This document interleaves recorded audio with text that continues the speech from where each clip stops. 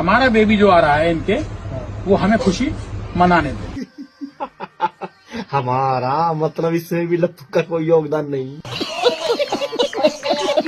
तुम्हें इसे रखना है रखो, तुम्हें इसे नंगा नाच करवाना कराओ, तुम्हें अपनी भारत की संस्कृति खराब करनी करो। ले चाहे वो अपने बच्चों को मारे, भूखा मारे, खाना ना दे, पीना ना दे, चाहे वो बच्चे कंगाली में जिए, चाहे कैसे जिए, काहे को 2 साल से रखी है, काहे को ये बच्चे बच्चे का नाटक करने को समय दे रहे हैं, काहे को ये बच्चे वाला रायता फैला रही है, काहे का ये बच्चे करने का नाटक कर दिए। अरे तुम्हें सारा झूठ तो तुम्हारे सामने है, सारा झूठ तो वो बोल रही है, हर वीडियो में उसका झूठ है, तब भी उनकी लुगाइयां भागने का काम कर रही है। इससे हमारे भारत सरकार को कोई लेना देना नहीं है। अरे कमाल की बात है, कैसे पत्थर दिल हो भाई है। तो समय रहते इस आफत को डिबोट करो और 4 बच्चों को फादर को लौटाने का काम करो। तो वो किसी नेता को नहीं देखता, किसी अधिकारी को नहीं देखता, किसी मंत्री को नहीं देखता, किसी संतरी को नहीं देखता। तो वहां भूखी थी, वो तो कैसी थी, 12 एक बार नेपाल आती है 6 लाख लगाती है, दूसरी बार आती है 12 लाख लगाती है। दोस्तों आज इस वीडियो में मैं दूंगा सबूत सीमा की गिरफ्तारी के और सीमा हैदर पर कार्रवाई होने के मेरे दोस्तों, और इस बात के मैं सबूत दूंगा कि इस गुलाम हैदर कब तक इंडिया आएगा।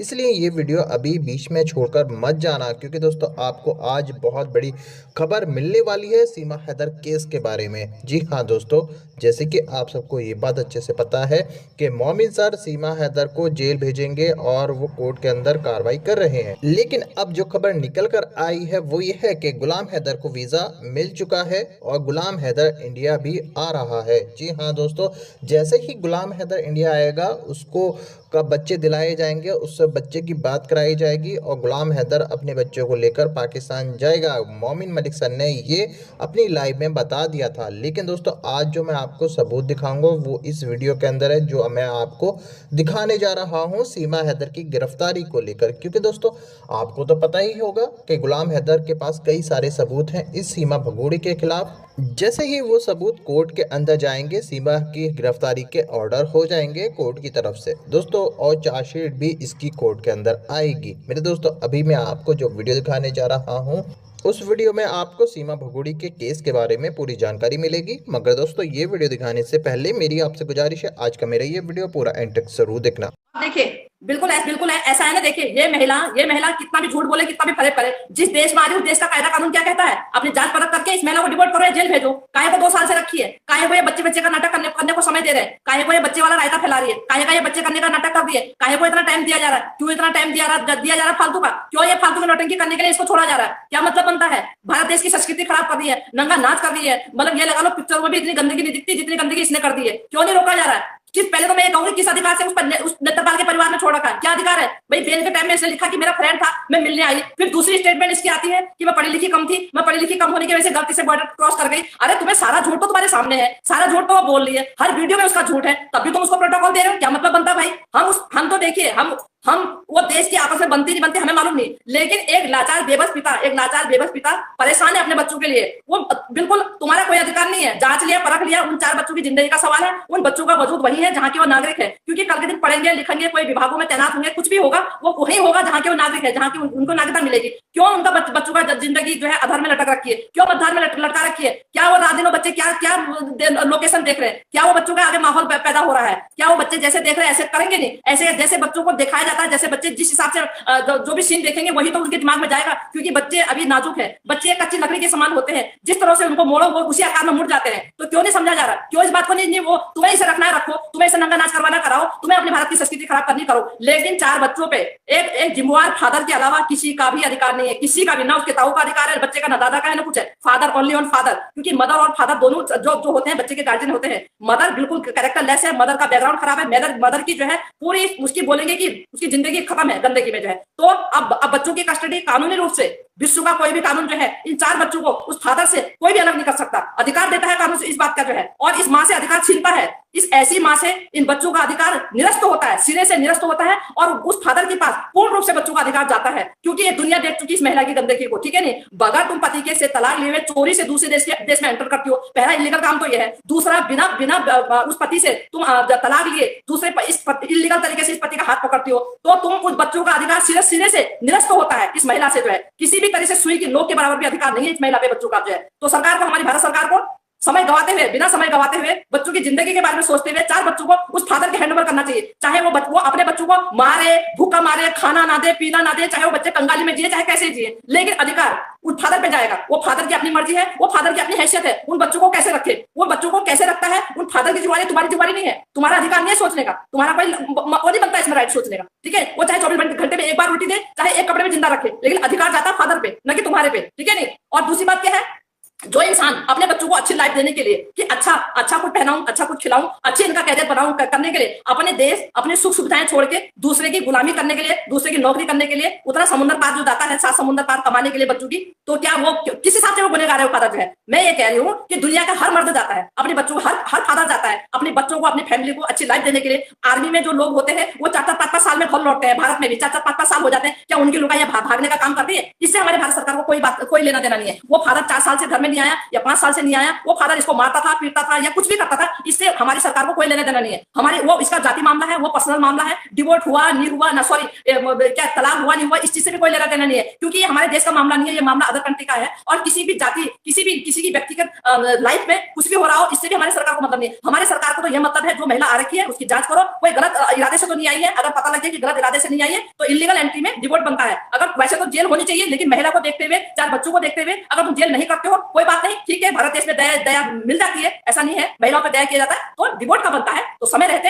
इस आफत को डिवोर्स करो और 4 बच्चों को फादर को लौटाने का काम करो। बच्चों पे किसी का अधिकार नहीं है, ना कानून देता है, ना समाज देता है इस बात की इजाजत जो है। बच्चों पे अधिकार सिर्फ ओनली फादर का बनता है। मदर का कब होता है? जब एक मदर अच्छी होती है, उसका कैरेक्टर अच्छा होता है। वो मदर नहीं जो मदर अपने पति की गैर मौजूदगी में तो अदर कंट्री में जाती है इलीगल तरीके से और नाजायज तरीके से दूसरे उस लड़के का हाथ पकड़ती है और नाजायज तरीके से उन बच्चों को कहती है कि इनको फादर बोलो। नहीं, इसकी कानून बिल्कुल इस बात की इजाजत नहीं देता है, विश्व का कोई कानून नहीं देता है। और इनको बच्चों को देना पड़ेगा किसी भी हाल में, उठा के चाहे हमको जेल में बंद कर दे। हम किसी के साथ नाइंसाफी बिल्कुल बर्दाश्त नहीं करेंगे। 2 साल हो गए हैं बोलते बोलते, अब नहीं बर्दाश्त करेंगे। वो मामला है चाहे हमारे देश का हो रहा हो, अगर देखो देश किसी का भी किसी के साथ गलत कर रहा हो तो हम वो बर्दाश्त नहीं करेंगे। हमें बेशक कल उठा के जेल में बंद कर दे, उसके लिए हम तैयार है। हमारा कसूर बताएंगे पहले, हमारा पहले कसूर बताएंगे। अरे देश का लफड़ा है, कुछ भी लफड़ा है, अपने आप निपटो। लेकिन किसी एक मध्यवर्गीय परिवार का एक इंसान जिसके बच्चे वहां पे फंस गए हैं, फंस क्या गए हैं, महिला ले गए, कोई एक बदकिस्मती से अगर ऐसी महिला से पाला पड़ गया, उसने अगर घर बार खराब कर दिया, तो उस पुरुष का क्या कसूर है? उस पुरुष के पीठ पीछे ये सारे क्राइम हुए हैं। तो उस पुरुष जब उस आदमी को पता लगा है अपने बच्चों के बारे में, तब से वो हाथ जोड़ रहा है, गिड़गिड़ा रहा है। तो भाई दो ना,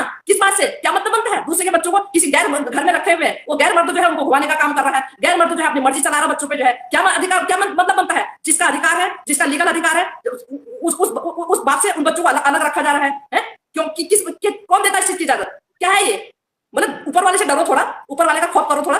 है अभी दुनिया में ऊपर वाला बैठा है, उसकी भी जरा डरो। ऐसा नहीं है कोई भी अगर विभाग में पुलिस वाला है या हमारे नेता है या चाहे कोई अधिकारी है, लेकिन सब उसी की छत्र छाया में जी रहे, सबको दंड देने वाला वही है, उससे सबको डरना चाहिए। वो चाहे ऐसा नहीं है तुम विभागों में बैठो तो तुम्हारे पास पावर है, लेकिन एक बात का ध्यान रखना चाहिए, किसी के साथ नाइंसाफी करोगे तो एक पावर वाला और बैठा तुम्हारे ऊपर, सबका पिता बैठा ऊपर, सबका पिता, वो दंड देने का काम करता है। और जब आदमी बेबस लाचार हो जाता है तो अपने कर्म याद करता है कि मैंने किसके साथ कितनी नाइंसाफी करी। देखो जब ऊपर वाला दंड देने में आता है तो वो किसी नेता को नहीं देखता, किसी अधिकारी को नहीं देखता, किसी मंत्री को नहीं देखता, किसी संतरी को नहीं देखता। जब ऊपर वाले की मार पड़ती ना तो वो सबके लिए बराबर है। तो इसीलिए किसी के साथ नाइंसाफी नहीं होनी चाहिए। और अगर मैं भारत देश की हूँ तो ये नहीं कि अगला कोई पाकिस्तान का है तो हम चुपचाप बैठ जाए, नहीं। अब देश में हमारे फंसे हैं अगले के बच्चे, हमारे से हाथ जोड़ के बार बार विनती कर रहे हैं, गिड़गिड़ा रहे हैं, तो हमारा कायदा बनता है कि ये बात सोचे हम कि वो सामने वाला बेकसूर है, लाचार है, और क्यों फिर कौन किसी का सहारा करेगा? अगर इंसान के साथ दगा करेगा, इंसान को परेशान करने का काम करेगा, तो भला इस संसार में कौन किसी का दुख देखेगा? फिर क्या जानवर देखेंगे? कुत्ते बिल्ली देखेंगे? तो देखिए मैं तो बार बार यही कहूंगी, अगर हमारा बोलना फिर किसी को अच्छा नहीं लगेगा, फिर लोग परेशान करते हैं, आप भी मुझे लगता है जानते ही होंगे। तो हम तो यही कहते हैं, अपनी सरकार से बार बार विनती करते हैं, गुलाम हैदर बिल्कुल बेकसूर है। गुलाम हैदर के ये जो है पीठ पीछे ये किस तरह से इसने इस कहानी रच के ये इलीगल तरीके से अगले को पीठ में खंजर घोप के, अगले को धोखा देके ये बच्चों को गलत तरीके से भारत में लेके आई है। अब तुमने जांच कर ली, परख कर ली है, अब देखो इन बच्चों को सकुशल उन फादर के हैंडओवर करो। वो फादर अपने बच्चों को चाहे भूखा रखे, कपड़ा ना दे, पीना ना दे, पानी ना दे, तुम्हारे को कोई लेना देना नहीं है, क्योंकि वहां के नागरिक है, उन फादर का अधिकार बच्चों पे है। वो अपने बच्चों को, कोई भी इंसान अपने बच्चों को जैसे मर्जी रख ले, दूसरे देश को इससे मतलब नहीं होना चाहिए। उनका वो जाति मामला है, व्यक्तिगत मामला है। वो कोई भी ऐसा नहीं कि हर बार अपने बच्चों को घी से रोटी खिला रहा हो, कोई नमक से भी खिलाता है, उनका अपनी हैसियत है, अपने हिसाब से। तो तुम्हें किस बात से क्या दिक्कत है? कोई अपनी पत्नी को एक कपड़े में रख रहा हो, चाहे 2 कपड़े में रख रहा हो, चाहे 24 घंटे में एक बार खाना खिला रहा हो, उनका वो जाति मामला है, उनकी अपनी कैपेसिटी के अनुसार है। दूसरे देश को इससे क्या लेना देना है? कि वो तो वहां भूखी थी, वो तो प्यासी थी, 12 एक बार नेपाल आती है 6 लाख लगाती है, दूसरी बार आती है 12 लाख लगाती है। अरे भूखे प्यासे गरीब ऐसे होते हैं? गोलू में शॉपिंग कर रही है, महंगे महंगे इतने बड़े बड़े कॉस्ट्यूम पहन रही है, सारे छोटे छोटे बच्चों के हाथों में, जो बच्चों को एबीसीडी नहीं आती उन बच्चों के हाथों में टच वाला फोन तूने दिया ताकि ये बच्चे फोन में लगे रहे, मैं अपनी मौज मस्ती करती रहूं। कोई मुझे बच्चे ये ना कहे कि मुझे भूख लग रही, कोई बच्चे ये ना कहे मुझे प्यास लग रही, ताकि मैं फ्री रहूं। अरे तेरी सारी साथी बना हम नहीं जानते, हम 2 साल से देख रहे हैं। एक परेशान पिता गुहार लगा रहा, रो रहा है। अरे कमाल की बात है, कैसे पत्थर दिल हो भाई है, कौन देता है इस चीज की जरूरत है। अब भाई क्या बताऊं भाई, बहुत परेशानी है, टेंशन में हम खुद अपना काम नहीं कर पा रहे सही से, हम खुद अपने काम में भटक रहे हैं क्योंकि हमारा दिमाग अभी इस पर नहीं है। हमने इस केस को कभी भी मजाक में नहीं लिया, हमने इस केस को अपना दुख समझ के हम लोग इसमें डूबे हैं, घुसे हैं। हमने कभी नहीं सोचा कि अदर कंट्री का मामला है, हमने ये नहीं सोचा, और ऐसा लगता है कि हम पे बीत रही है, ये परेशानी हमारे साथ हो रही है। अगर हमने इसको माहौल में लिया होता, हमने इसको खाली हवा में लिया होता, तो आज हम परेशान ना होते। आज हमारे ऊपर जो बीत रही है, हम शायद इतना दुख अंदर महसूस नहीं करते जो आज हम कर रहे हैं, क्योंकि हमने इस चीज को, इस गम को, इस दुख को हमने अंदर से जाना है, अंदर से पहचाना है और अंदर से अपने दिलो दिमाग से इसको महसूस किया है। तो आज हमें इसीलिए इतनी तकलीफ हो रही है। और ये बच्चे जब तक नहीं जाएंगे हम चुप रहने वाले नहीं है, हम किसी भी तरह से चुप होने वाले नहीं है। हमसे जितनी हमारी ताकत है हम उतनी ताकत लगाएंगे और बाकी अंजाम की हम परवाह नहीं करेंगे जी। हम अपने देश की कोई बुराई नहीं कर रहे, ना हम सामने वाले देश की बुराई कर रहे हैं। हम कभी भी जो किसी के साथ गलत कर रहा, देखो जी, उन तथ्यों को हम उजागर करेंगे। कोई भी किसी के साथ गलत नहीं कर सकता। अगर मैं भारत देश की हूं, अगर सामने वाले के साथ कोई गलत हो रहा है तो मैं गलत होकर सुन के अगर मैं चुप हूं तो मेरी इस जी हाँ दोस्तों, उम्मीद करता हूँ कि ये वीडियो आपको पसंद आई होगी। इसमें मंजू जी की तरफ से जो भी जानकारी है, जो उन्होंने सरकार को लेकर बोला है, उसको लेकर आपकी क्या राय है, अपनी राय कमेंट बॉक्स में ज़रूर लिखें। और बात करते हैं सीमा भगोड़ी की। दोस्तों, सीमा भगोड़ी बहुत जल्द जेल के अंदर होगी, बस कुछ पल ही हैं। और मोमिन मलिक साहब जो है इस केस में काफ़ी मेहनत कर रहे हैं और आप सबकी दुआएं भी जो है उनके साथ हैं, तो उन्हें कामयाबी मिलेगी और ये